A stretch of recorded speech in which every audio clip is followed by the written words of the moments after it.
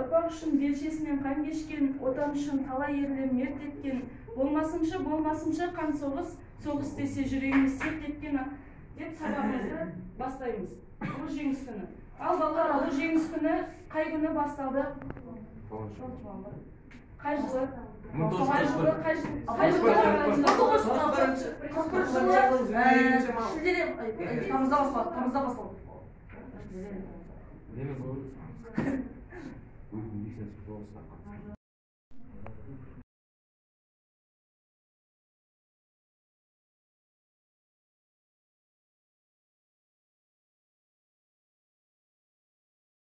Фашистік Германия 1941 жылы 22 маусымда соғыс жарияламасынан тұтқиылған КСР-ға шабуыл жасады.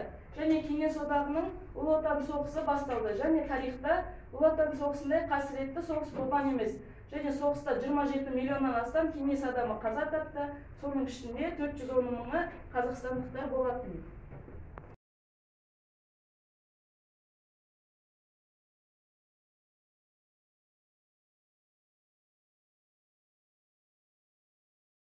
Суреттер.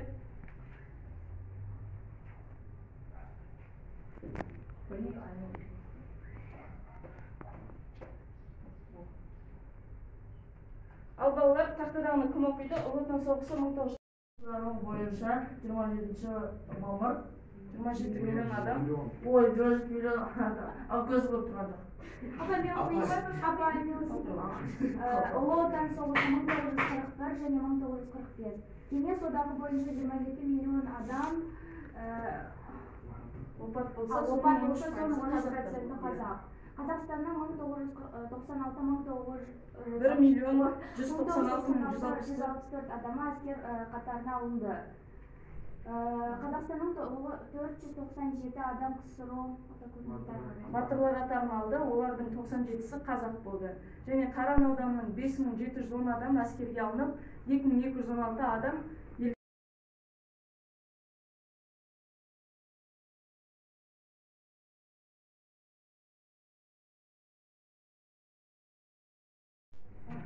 Енді Ұлы Отан соғысы кезінде ерен ерлік көрсеткендер үшін Кеңес одағының батыр атағын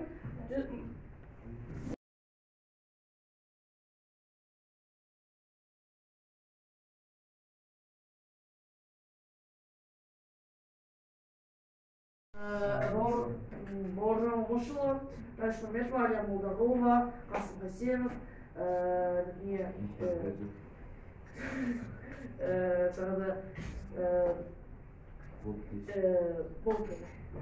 жақсы. Бауыржан Момышұлы Хиуаз Доспанова. Жақсы. Бауыржан Момышұлы туралы кім мәлімет айта алады?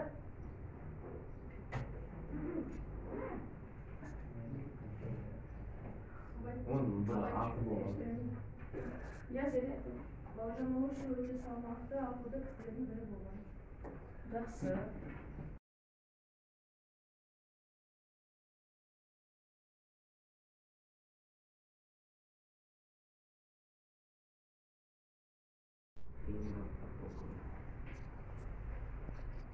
Жақсы.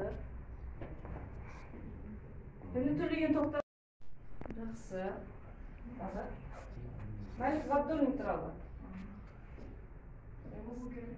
Я оқимын.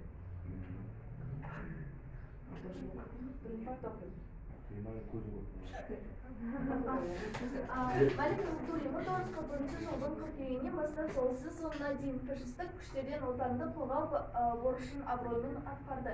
Аға политрик болды. Майданда Панфилов атындағы 8 гвардиялық дивизияда жауға қарсы шайқасты.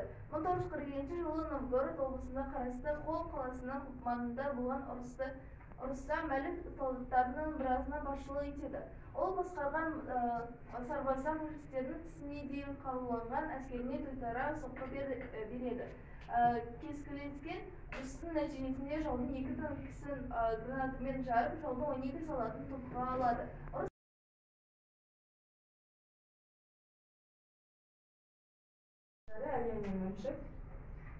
Ескерткіші.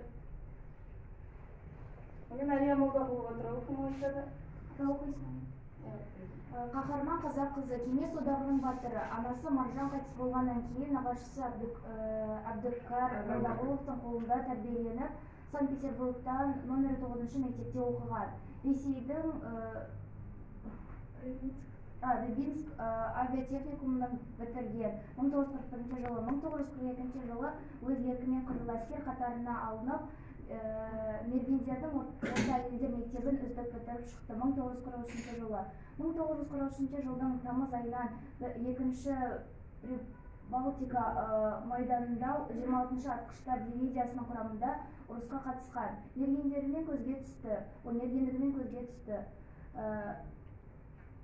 Снайпер. Ағай снайпер болды, е? 4-ші жылдық сынауында ержүрек қызға Кеңес одағының батыры атағы берілді. Ұлы Отан соғысы басталғаннан Аншық Алматы медициналық мектепте оқитын. 1942 жылы өтетілген майданға атанған. Ол 21 атқыштар дивизиясының құрамында атысты.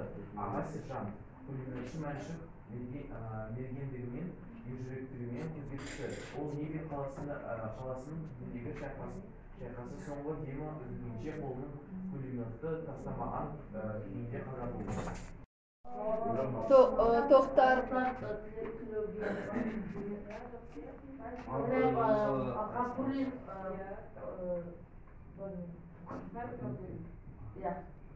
Қасым Қайсенов, Талғат Бигелдин.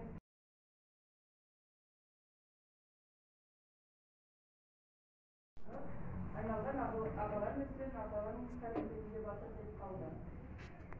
Қабырғасында алғашқы болып күткен Рахымжан Қошқарбаев.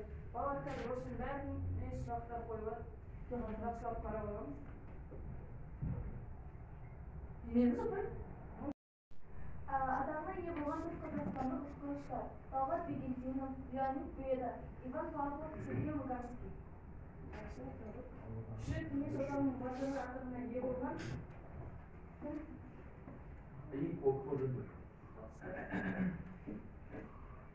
Мега атқыштар дивизиясы қатысты, жеке атқыштар дивизиясы, және әскер дивизиясы, 50 жеке полк батальондары қатысты.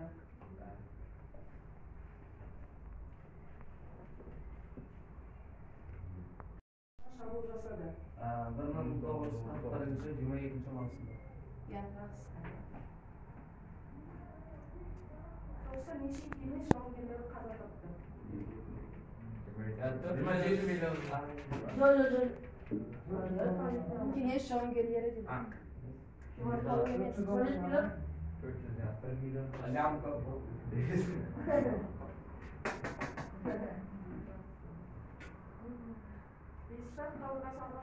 Әміре, алдында қайынша. Апай, қалай сұрақ? Әлем Молдағұлова соғысшының қаза тапқанда барлығы неше жас? 18. Ал балалар күн жалғастырады. Ат басына күн туса, ауыздығымен су ішер. Телефоннан қарамаймыз. Апайдан ол экран беті қан Апай су ішер батыр. Жоқ. Ат басына күн туса, ауыздығымен су ішер.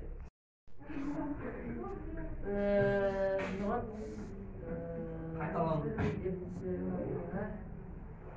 Ер жігіттің екі сөйлеген өлгені. Апай бол болды? Жоқ. Жалғасы бар ма bakalım?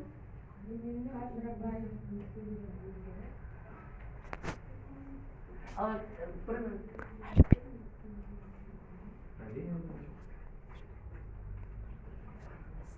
Hayır.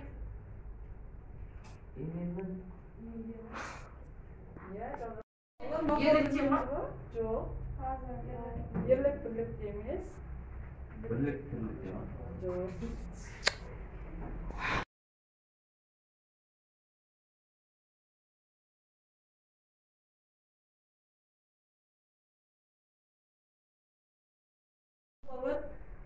Ешкімде, еш нәрседе ұмытылмайды. Отан үшін ерлікпен қаза тапқандарды ел әр уақытта есінде сақтайды. Өйткені олар біздің бақытымызды қорғады. Отан үшін, ел үшін құрбан болады. Отанымыздың даңқы ерлік пен қаһармандықтың даңқы. Біз оның жүріп өткен ерлікке толы жолдарын, азаттық үшін күрескен ерлер мен батырларын ешқашанда ұмытпаймыз. қарттарды, майдангерлерді қадірлейді. Және олардың есімі ел есінде мәңгі сақталады. Ұмытылмас тұлғалардың бейнесі біздің көкейімізді ұялап мәңгі қала бермейді. Иә. Ол вроде осының астында ол сияқтының астында жерленген несі бар. Шөпез апай еще Германияға емес, не, жалпы екінші дүниежүзілік соғыс болды. Сол бәрі қиын болды. Жақсы, биыл ұлы отан соғысына қанша жыл толып отыр? 140. Иә, жақсы. Көптеген жас жігіттер мен қыздар қайтыс болып кетті.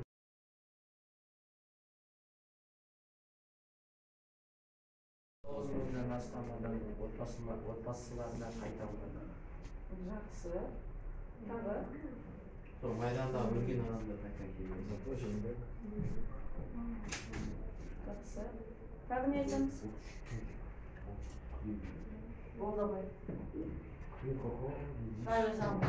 Сол күні фашистік Германия КСРО несіне жеріне басып кірді. Бірақ басып кірмей келеді. Неге қол қойған? Жақсы. Келісімшартқа.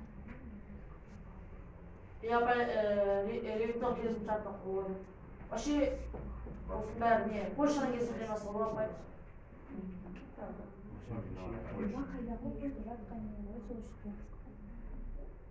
Польшадан басталған келісімшарт қылған Польшаны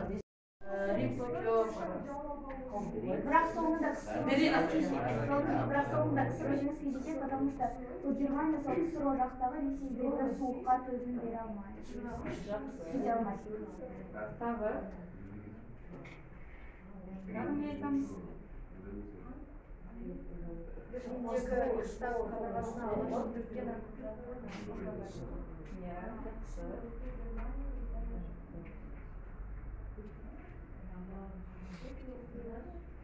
Тағы балалар не айтамыз? соғысқа